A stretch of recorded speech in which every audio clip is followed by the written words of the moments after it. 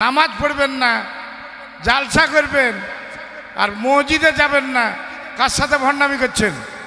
লোক ডেকে যে মুসল্লির সংখ্যা কি মসজিদে বেড়েছে না কমেছে?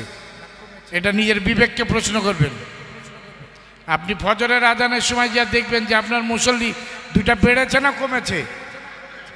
যদি বেড়ে থাকে আলহামদুলিল্লাহ, আর যদি না বাড়ে তাহলে এইসব জালসা করার কোনো দরকার নাই। পাপ করেন না, আল্লাহর সাথে ভণ্ডামি করেন না। এগুলা নামাজ পড়বেন না, জালসা করবেন আর মসজিদে যাবেন না। কার সাথে ভণ্ডামি করছেন? লোক ডেকে। আমি যদি মনে করি যে আজকে দুইটা লোক আপনার মুসল্লি বাড়ে, তাহলে আপনার এই জালসা করার সার্থকতা আছে। আর যদি না বাড়ে, এইসব ভণ্ডামি কাজ ছেড়ে দেন, নিজের বাড়িতে বসে ইবাদত করেন।